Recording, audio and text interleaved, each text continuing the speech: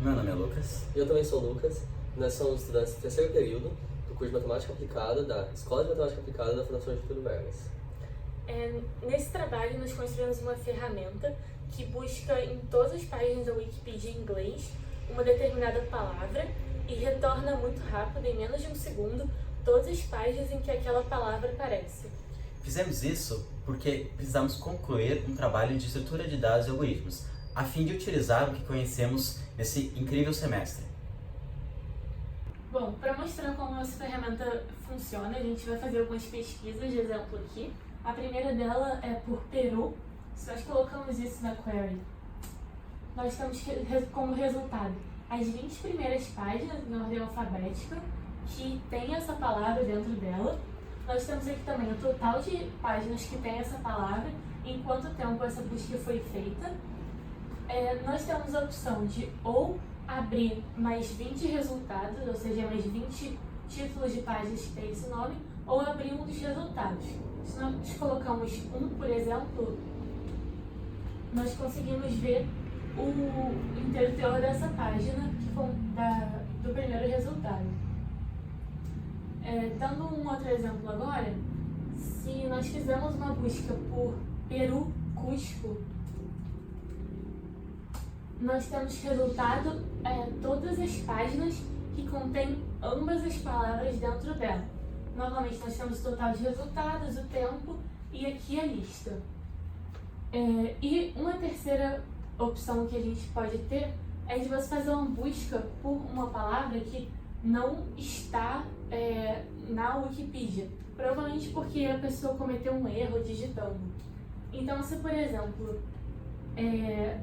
uma pessoa escrevesse Cusco em vez de Cusco, o nosso resultado diria que essa palavra não existe na Wikipedia, mas sugere algumas palavras semelhantes que estão contidas em páginas da Wikipedia. E logo aqui em primeiro lugar nós podemos ver Cusco, que seria o resultado correto. Se você clicar você pode então ver as páginas que contêm Cusco no resultado. Essas são as opções de fazer a pesquisa da nossa ferramenta, então. Nós obtivemos um banco de dados da Wikipedia em inglês, onde cada arquivo continha algumas milhares de páginas, e a partir disso a gente fez um pré-processamento utilizando a linguagem Python para poder obter cada página um arquivo TXT separado. Isso facilita o acesso na hora de mostrar a página na tela, mas também ter esses arquivos com essas páginas sem alguns sinais de pontuação e sem letras com acentos e alguns caracteres que não são ASCII, por exemplo. Então esse pré-processamento foi todo feito em Python, e depois disso a gente, para poder fazer tanto a estrutura de dados que a gente utilizou como search e suggestion, a gente utilizou a linguagem C++. A estrutura de dados que a gente utilizou para poder montar onde a gente faz o search e faz a suggestion foi uma trie. O que é uma trie? É uma árvore, assim como as outras, tem os nós, tem um nó inicial, que é comumente chamado de root, e tem os seus filhos. Ele pode ter mais de 2 filhos, pode ter quantos filhos quiser, mas as arestas elas vão ser nomeadas, nesse caso, com alguns caracteres, por exemplo, A, B, C, e a partir disso a gente consegue montar, a gente consegue guardar uma informação aqui dentro. Por exemplo, se a gente pesquisasse pela palavra AC, a gente consegue percorrer daqui até aqui e depois aqui, e aqui a gente poderia guardar, por exemplo, as páginas onde AC está contido. Aqui eu vou fazer um exemplo de como que a gente monta uma trie. Supondo que a gente tenha 2 documentos. No primeiro documento a gente tem a palavra Ana e aqui a gente tem a palavra Anne. E no documento 2 a gente tem a palavra BNA e a palavra anel e também, por que não, a palavra Anne. Então a palavra Ana, ela aparece nos 2 documentos. Como é que a gente monta uma trie? Então por cada documento a gente vai passar por cada palavra. Então a gente começa aqui com o root e a partir disso a gente olha cada letra dessa palavra aqui. Para letra A a gente adiciona um nó. Depois a gente adiciona um nó para N e mais um para A. Ou seja, a palavra Ana está guardada nessa árvore e a gente consegue chegar até o fim dela. Então, no nó em que acaba a palavra, a gente pode apontar para um array em que guarda os documentos em qual a palavra Ana aparece. Nesse caso, por enquanto, a palavra Ana aparece no array, aparece no documento 1 por enquanto. Ok. Anne, por exemplo, a gente vai passar por A, por N, e agora a gente vai para a letra E. E isso a gente guarda que está no documento 1 apenas. Como é que a gente guarda agora BNA? A gente agora vai para B, a partir do root, depois para o N, e depois para o A. E aqui a gente guarda que é o documento 2. A gente faz isso agora também com o anel. Então a gente consegue encontrar o anel da seguinte maneira: A, N, E e depois um L. E aqui a gente guarda que é o documento 2 também. Só que olha que interessante. Se a gente pegar Ana agora, a gente vai percorrer Ana e vai agora nesse array que indica em quais documentos a palavra Ana está, não vai estar só no 1, agora vai estar no documento 1 e no documento 2. O que isso indica pra gente? Se a gente pesquisar qualquer uma dessas palavras, a gente consegue encontrar em quais documentos elas estão. Por exemplo, a palavra Anne. A, N, E, está no documento 1 apenas. Mas se a gente pesquisar pela palavra Ana, está nos documentos 1 e 2. E é assim que a gente monta uma try. Porém, é muito custoso a gente montar essa try todas as vezes em que a gente for fazer, que a gente for rodar o nosso programa. É muito custoso passar por todas as palavras de todos os documentos. Então, uma ideia interessante para a gente não perder essa informação é fazer o que se chama de serialização, que é basicamente salvar essa estrutura de dados em um arquivo que pode ser guardado no seu computador. E na hora que o programa for rodar, ele lê esse arquivo e que a gente espera que seja mais rápido do que montar a árvore toda de novo, utilizando todos os documentos.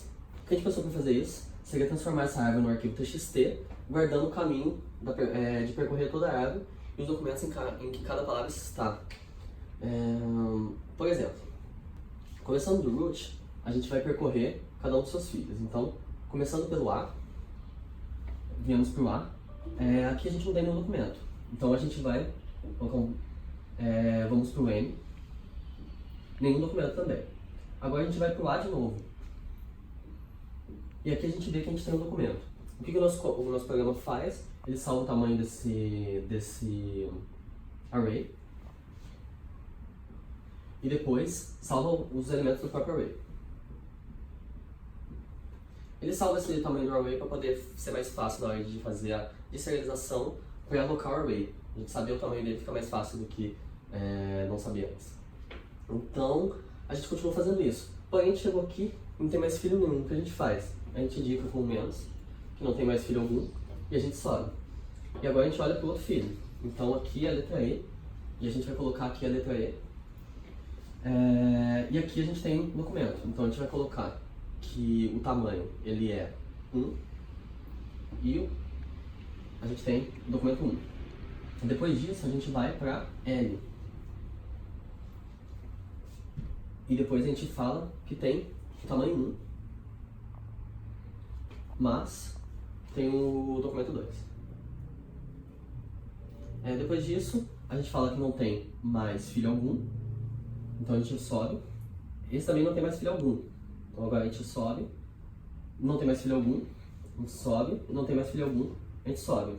Agora a gente vai pro B e faz a mesma coisa.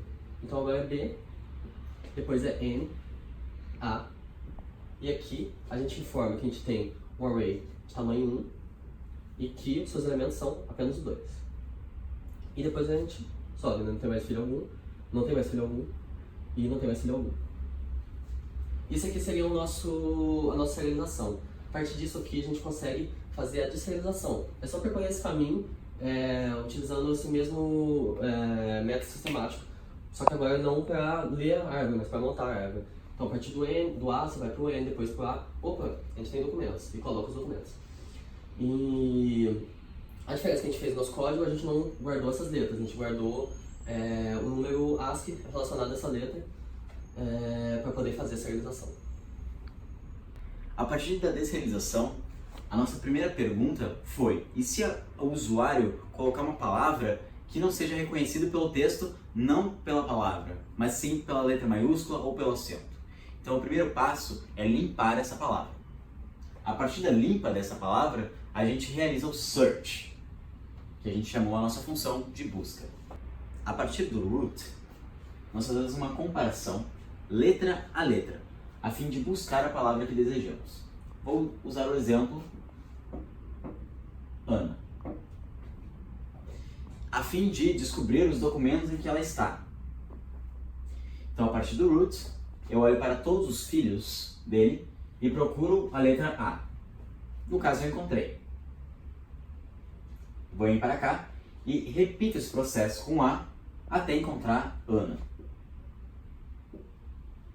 Quando eu encontro, eu averiguo se ele tem um array de inteiros que vão representar os documentos. Então, nossos documentos vão ser 1 e 2. Porém, nos fazemos mais uma pergunta. E se encontrarmos um nó vazio ou um nó que exista na nossa try, porém ela não tenha documentos relacionados, como a palavra an, o que nós fazemos? Então, a ideia que nós tivemos é fazer um sugestor de palavras, utilizando um algoritmo visto em aula chamado Minimum Edit Distance. Então, suponha que o usuário insira a palavra Anki.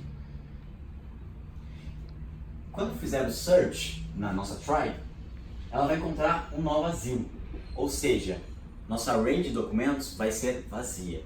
Como você vai solucionar esse problema usando o MED, o Minimum Edit Distance?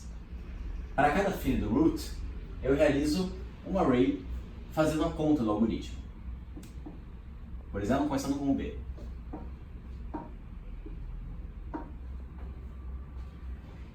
Como eu quero que o erro seja menor ou igual a 1, a fim de que as palavras tenham diferença, segundo esse algoritmo, de apenas 1, eu continuo o processo. Porque aqui a gente tem valores menores ou iguais a 1. Continuo com o filho B agora. Vou para o N.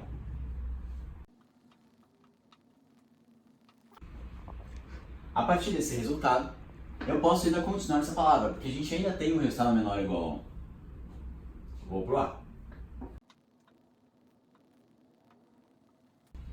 Agora, nesse caso, a gente não tem valores menores ou iguais a 1 mais. Então, a gente considera que esse é o nó perdido. Então, a gente vai comparar com A.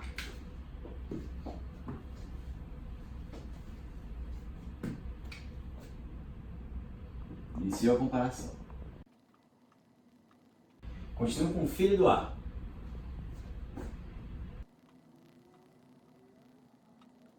O nosso algoritmo já encontraria essa palavra, porque a gente tem o final, segundo o MED, 1. Porém, o nosso algoritmo é capaz de identificar que essa palavra não tem documentos associados e ele continua o processo. Ana. Mais uma vez, chegamos a 1, olhamos os documentos correspondentes, existem documentos correspondentes, e nós continuamos esse processo até encontrar 5 palavras. Claro, para resultar algo mais parecido com o erro da pessoa, nós ordenamos as páginas pelo tamanho de documentos que elas aparecem. Por fim, a última pergunta que nós fizemos foi: e se a query tiver mais do que uma palavra? Por exemplo, no nosso caso,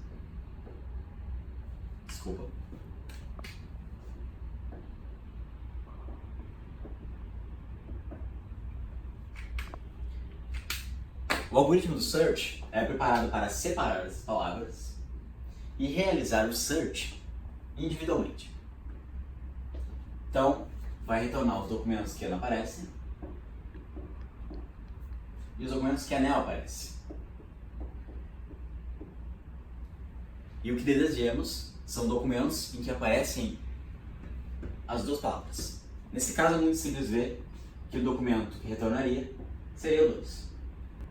O algoritmo que nós desenvolvemos para realizar a interseção de dois vetores, isto é, pegar os valores que tem no vetor 1, no vetor 2 e retornar num vetor só, foi um algoritmo de complexidade linear, isto é, o de n, porém não em place.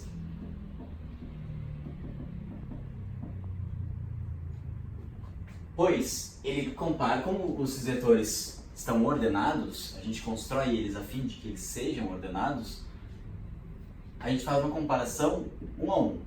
Se ele for menor do que esse valor aqui, eu continuo.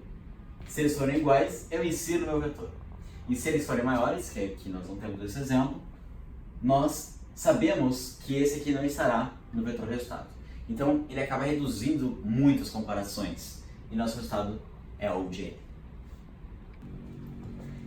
Para esse trabalho, nós utilizamos o GitHub como ferramenta de versionamento de código.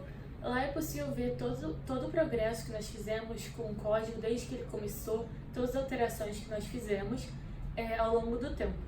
E nós vamos disponibilizar na descrição desse vídeo o link para o GitHub, e lá vai conter uma descrição de todos os passos que devem ser tomados para poder utilizar a nossa ferramenta. Obrigado por ter assistido.